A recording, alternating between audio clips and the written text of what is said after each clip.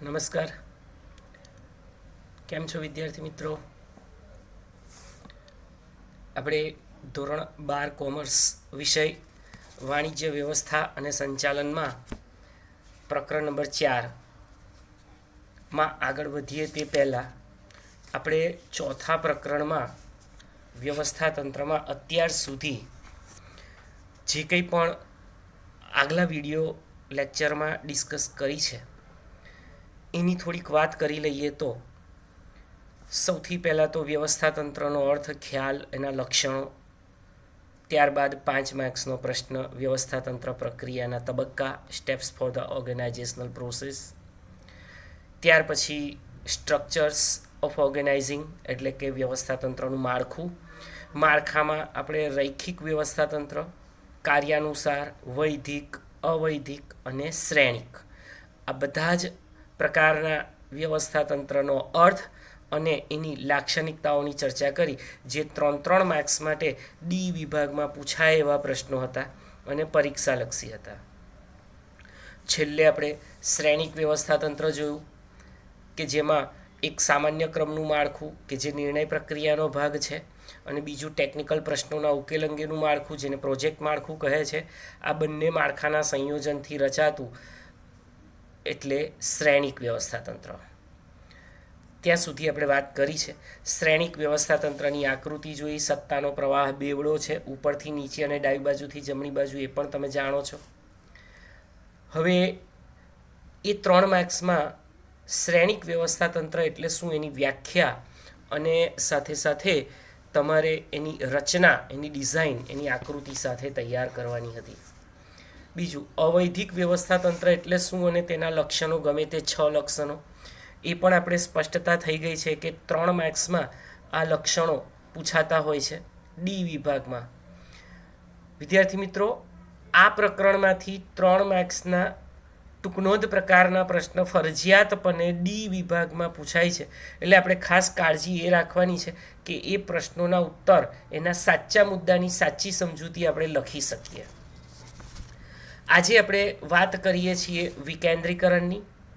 વિકેન્દ્રીકરણ એટલે શું, વિકેન્દ્રીકરણનો ખ્યાલ, એનો અર્થ, એનું મહત્ત્વ જે 3 માર્ક્સમાં મહત્ત્વનું છે.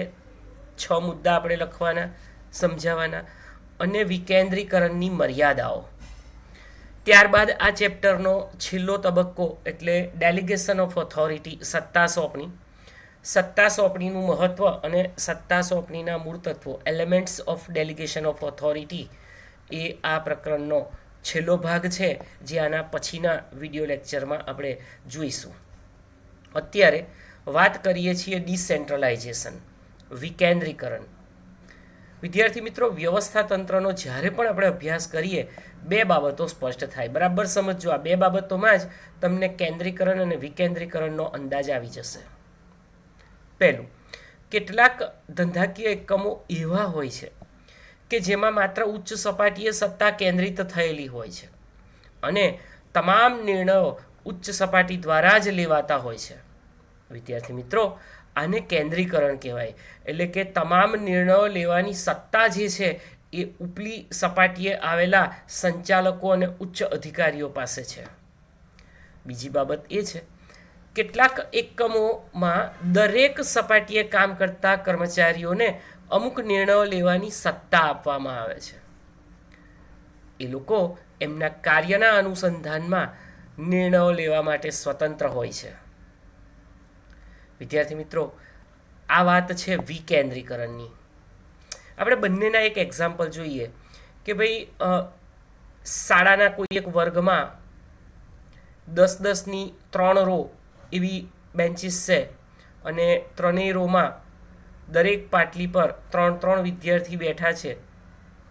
હવે લગભગ 90 વિદ્યાર્થી આ ક્લાસમાં બેઠા છે. જો તમામ નિર્ણયો લેવાની સત્તા ફક્ત વર્ગ શિક્ષક પાસે જ હોય, કોઈ પણ વિદ્યાર્થી કોઈ પણ નિર્ણય ન લઈ શકે ગમે તે સંજોગોમાં, તો આપણે એને કેન્દ્રીકરણ કહીશું. ઉચ્ચ સપાટીએ સત્તા કેન્દ્રિત થઈ ગઈ.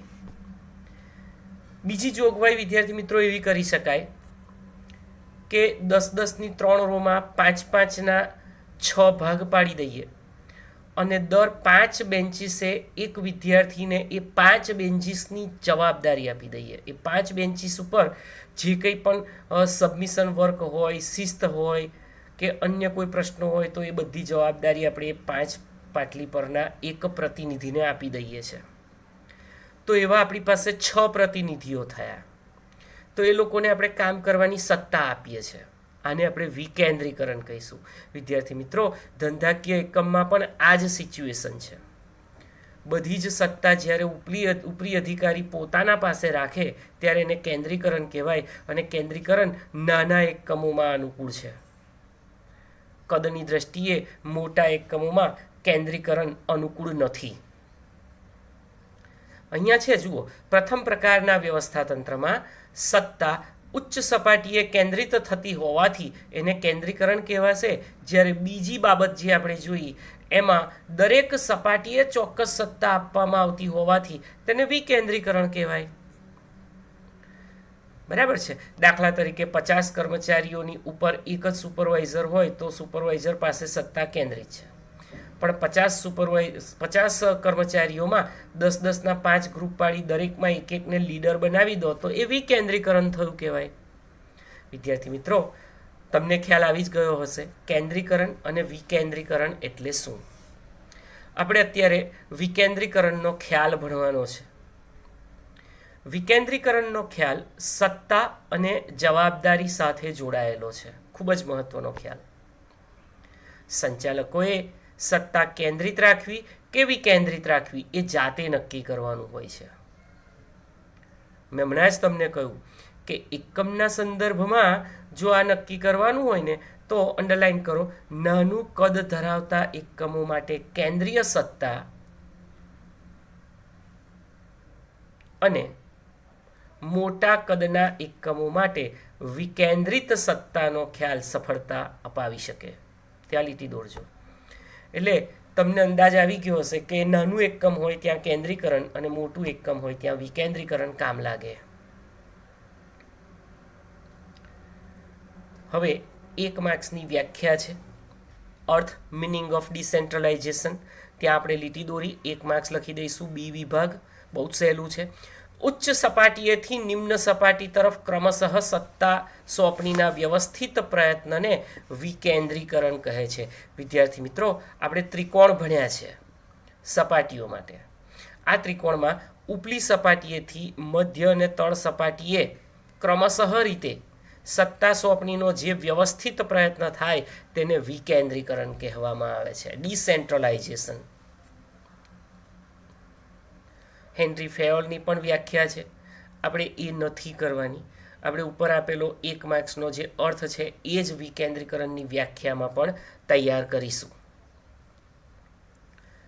હેનરી ફેયોલે કહ્યું છે, તાબેદારોને સત્તા સોંપણી કરી, કાર્યનું વિભાજન કરી, નિર્ણય પ્રક્રિયામાં સામેલ કરવા એટલે વિકેન્દ્રીકરણ. જુઓ, તાબેદારો એટલે ઉપરી અધિકારીના હાથ નીચે કામ કરતા માણસો. આ લોકોને કામની સોંપણી કરવાની, કામની વહેંચણી કરવાની, એમની લાયકાત અનુસાર નિર્ણય પ્રક્રિયામાં એ લોકોને સામેલ કરવા, દેટ ઇઝ ડિસેન્ટ્રલાઇઝેશન. એને આપણે વિકેન્દ્રીકરણ તરીકે ઓળખીશું. આમ વહીવટની જે સપાટીએ કાર્ય કરવાનું છે તે સપાટીના કર્મચારીને નિર્ણય લેવાની સત્તા સોંપણી એટલે વિકેન્દ્રીકરણ. એનું મહત્વ જોઈએ તો આ મહત્વના 6 મુદ્દાની સમજૂતી મેળવીએ તે પહેલાં અહીં કેન્દ્રીકરણની મર્યાદાઓ આવશે. તમારે અંડરલાઈન કરવાનું છે હું કહું ત્યારે. સંચાલનની સફળતાનો આધાર મહદઅંશે સત્તા અને જવાબદારીની વહેંચણી પર રહેલો છે. ત્યાં લીટી દોરજો. પ્રશ્ન બી વિભાગ 1 માર્ક્સ બધો કોર્સ પૂરો થાય તો આપણે શોધ્યા જ કરીએ કયા ચેપ્ટરમાં હશે. સંચાલનની સફળતાનો આધાર સત્તા અને જવાબદારીની યોગ્ય વહેંચણી પર રહેલો છે. અને હવે કન્ટિન્યુ અંડરલાઈન કરો સી વિભાગ 2 માર્કનો પ્રશ્ન, કેન્દ્રીકરણની મર્યાદાઓ જણાવો. પહેલી મર્યાદા, આપખુદશાહી, ઓટોક્રેસી. હવે આપણે ભણીએ છીએ વિકેન્દ્રીકરણ, પણ અંદર એક મુદ્દો છે કેન્દ્રીકરણની મર્યાદાઓ. એની પહેલી જ મર્યાદા આપખુદશાહી ઓટોક્રેસી. તમામ નિર્ણયો ઉપલી સપાટીએ એક જ વ્યક્તિ દ્વારા લેવાતા હોવાથી આપખુદશાહીનું સર્જન થાય છે, ઓટોક્રેસી. કેટલીક વખતે કામ કરતા તાબેદારોને શોષણ થવાની પણ શક્યતા રહેલી છે. આ છે આપખુદશાહી. અવૈજ્ઞાનિક નિર્ણયો, અતાર્કિક નિર્ણયો. એક જ વ્યક્તિ દ્વારા નિર્ણય લેવાય. સ્વાભાવિક છે કે એ વ્યક્તિ બધી જ બાબતોમાં સંપૂર્ણ નિષ્ણાત નથી હોતો. Nobody is perfect in all matters. That's why he or she cannot take proper decision. અહીંયા અવૈજ્ઞાનિક નિર્ણયો, અસહકાર, અસંતુષ્ટ તાબેદારો એ નેતૃત્વને માન્યતા નથી આપતા, સ્વીકારતા નથી, એટલે અસહકારનું વાતાવરણ સર્જાય. હું અત્યારે મર્યાદા કહી રહ્યો છું. કોની? કેન્દ્રીકરણની. યાદ રાખજો. વિશિષ્ટીકરણનો અભાવ, લેક ઓફ સ્પેશિયલાઇઝેશન. અહીંયા વિશિષ્ટીકરણ ન મળે કેમ કે હમણાં જ વાત કરી, નો બડી is perfect in all matter. કોઈ વ્યક્તિ સંપૂર્ણ નથી હોતો બધી જ બાબતોમાં, એટલે વિશિષ્ટીકરણ નથી. વધુ પડતો કાર્યભાર, વર્કલોડ. એક જ વ્યક્તિએ સઘળા નિર્ણયો લેવાના હોવાથી એનો કાર્યભાર વધી જાય છે, અને આ વધુ પડતો કાર્યભાર એ પણ કેન્દ્રીકરણની એક મર્યાદા છે. ત્યાં અંડરલાઇન કરી રાખજો. 2 માર્ક્સનો પ્રશ્ન થયો. હું ફરી બોલું છું. કેન્દ્રીકરણની મર્યાદા જણાવો. પહેલું આપખુદશાહી, બીજું અવૈજ્ઞાનિક નિર્ણય, ત્રીજું અસહકાર, ચોથું વિશિષ્ટીકરણનો અભાવ, પાંચમું વધુ પડતો કાર્યભાર. 5માંથી કોઈ પણ 4 શબ્દો લખો એટલે 2 માર્ક મળે પૂરેપૂરા. અને એટલે જ આ મર્યાદાઓને કારણે સત્તા અને જવાબદારીના યોગ્ય વિભાજન માટે વિકેન્દ્રીકરણનો ખ્યાલ પ્રચલિત બન્યો છે. આધુનિક સમયમાં ધંધાકીય એકમોમાં વિકેન્દ્રીકરણનો ઉપયોગ ખૂબ મોટા પાયા પર થતો જોવા મળે છે. ખૂબ જ મોટા પાયા પર વિકેન્દ્રીકરણનો ઉપયોગ થાય છે. કેમ? કેન્દ્રીકરણની મર્યાદાઓને કારણે. તો આ જ વિકેન્દ્રીકરણનું મહત્વ હવે આપણે જોઈએ છે. પહેલું, ત્વરિત નિર્ણયો, ફાસ્ટ ડિસિઝન. વિદ્યાર્થી મિત્રો, વિકેન્દ્રીકરણમાં જે તે કામ સાથે સંકળાયેલી વ્યક્તિને તે જ કામ કે પ્રવૃત્તિના નિર્ણયો લેવાની સ્વતંત્રતા હોય છે. એટલે એનો અર્થ એ થયો કે જે સપાટીએ કામ થવાનું છે ત્યાં જ નિર્ણયો લઈ અને તરત જ એનો અમલ શરૂ થઈ જાય છે. અને એટલે જ પહેલો જ ફાયદો, પહેલું જ મહત્વ, પહેલો જ લાભ, નિર્ણયો ત્વરિત અને અસરકારક રીતે લેવાય છે. બીજું, ઉચ્ચ સપાટીના કાર્યભારમાં ઘટાડો. મિત્રો, આપણે અગાઉ હમણાં જ જોઈ ગયા કેન્દ્રીકરણની મર્યાદા અહીં દૂર થાય છે. ઉચ્ચ સપાટી એક એવી સપાટી છે જ્યાં મોટા ભાગના નીતિ વિષયક નિર્ણયો લેવાતા હોય છે. વિકેન્દ્રીકરણ દ્વારા કેટલાક નિર્ણયો મધ્ય કે તળ સપાટીએ સોંપી દેવામાં આવે છે, અને આને લઈને ઉપલી સપાટીના અધિકારીઓ કે સંચાલકોને અહીં સરળતા રહે છે. એમનો વર્કલોડ ઓછો થાય છે, કેમ કે જે કામ એમને કરવાનું હતું એ કામ એ લોકોએ તળ સપાટીએ સોંપી દીધું છે. એટલે આ એક બેનિફિટ થયો. ત્રીજું છે અભિપ્રેરણમાં વધારો. અભિપ્રેરણ એટલે મોટિવેશન. ઈચ્છિત કાર્ય પાર પાડવા કોઈને કે પોતાને પ્રેરણા આપવાની પ્રક્રિયા એટલે અભિપ્રેરણ. આપણે આગળ જોઈ ગયા છે. વિકેન્દ્રીકરણથી કર્મચારીઓની આત્મશ્રદ્ધા અને અભિપ્રેરણમાં વધારો થાય. ઉચ્ચ સપાટી દ્વારા મધ્ય અને તળ સપાટીના કામદારોને જે તે કામ અંગેના નિર્ણયો લેવાની સ્વતંત્રતા અપાતી હોય તો તેમના લીધેલા નિર્ણયો જો સફળ થાય ને તો એમનો આત્મવિશ્વાસ વધે, સેલ્ફ કોન્ફિડન્સ ડેવલપ થાય છે. અહીંયા વિવિધ પરિસ્થિતિમાં કેવી રીતે નિર્ણય લેવો તેનો એમને ખ્યાલ આવે છે, અને કેવી રીતે અલગ અલગ પરિસ્થિતિમાં એ પરિસ્થિતિ અનુસાર જે સિચ્યુએશન ઊભી થઈ છે એનો તણાવનો સામનો કરવો એનો અનુભવ પણ એ લોકોને મળી રહેતો હોય છે. આ રીતે મોટિવેશનલ એપ્રોચ પણ અહીંયા સક્સેસ થાય છે. ચોથું છે સંચાલકીય પ્રતિભાનો વિકાસ. વિદ્યાર્થી મિત્રો, ખૂબ સરસ મુદ્દો છે. વિકેન્દ્રીકરણમાં મધ્ય અને તળ સપાટીના કર્મચારીઓ તેમની સત્તાને અનુરૂપ નિર્ણયો લે છે, એટલે પરિણામની જવાબદારી પણ એ લોકો સ્વીકારશે. જે તે કામ માટેની નિર્ણયોની સ્વતંત્રતા છે, એટલે એમનામાં નેતૃત્વ પૂરું પાડવું, તેમની વચ્ચે સંકલન સાધવું, પોતાના કામનું પ્રોપર આયોજન કરવું અને કામ થાય છે કે નહીં તે જોવું, એટલે કે અંકુશ એની આવડત કેળવાય છે. તેથી કર્મચારીઓને વિવિધ પરિસ્થિતિઓમાં નિર્ણયો લઈ તેમની પ્રતિભા બતાવવાની તક મળે છે અને આ પરિસ્થિતિ એ ભાવિ સંચાલકોનું નિર્માણ કરે છે. એટલે કે વિદ્યાર્થી મિત્રો, ભવિષ્યમાં માની લો કે ઉચ્ચ સપાટી પર કોઈ જગ્યા વેકેન્સી ખાલી પડી, મધ્ય સપાટી પર વેકેન્સી ખાલી પડી, તો તમે આમાંથી જ એની રિક્રુટમેન્ટ કરી શકો છો. આ બેનિફિટ છે. બહારની કોઈ વ્યક્તિને રિક્રુટ કરવી, ભરતી કરવી, એના કરતાં એકમમાં જ આવી રીતે અનુભવથી ઘડાયેલી વ્યક્તિને જ ઉપલી પોસ્ટ ઉપર પ્રમોશન આપીએ તો એનો ઉત્સાહ, જુસ્સો, વફાદારીનો લાભ પણ મેળવી શકાય, એની કાર્યદક્ષતામાં પણ વધારો થાય.